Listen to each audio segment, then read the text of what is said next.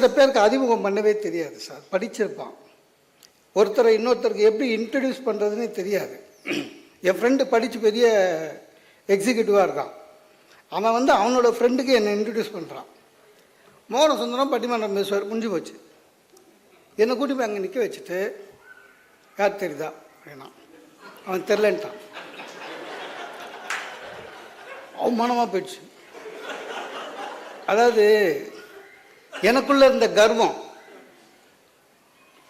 நம்மளை எல்லாருக்கும் தெரியுது அப்படின்ற கர்வம் அன்னியோட போச்சு. தெரிலன்ட்டான். அப்போ இவன் உத்துப்பாரு அப்படின்னா, அவன் உத்து பார்த்துட்டு தெரில பாரு டிவியில் வருவார் அப்படின்னா. அப்போவும் மோகன சுந்தரம் பட்டிமன்றம் சொல்லவே இல்லை, சஸ்பென்ஸாகவே இழுத்து போகிறான். டிவியில் வருவார் அப்படின்னா அவன் அப்படியே என்ன உத்து பார்க்குறான். சார் எந்த டிவியில் வருவான், எந்த டிவியில் எந்த நிகழ்ச்சியில் வருவான், குங்குமம் போட்டு வச்சுருக்கான், ஜோசியம் சொல்லுவானா, இல்லை இந்த பாட்டை டெடிகேட் பண்ணுறேன் நான் அவனா, இல்லை நைட்டு 11 மணிக்கு மேலே மருந்து விற்பானே அவனா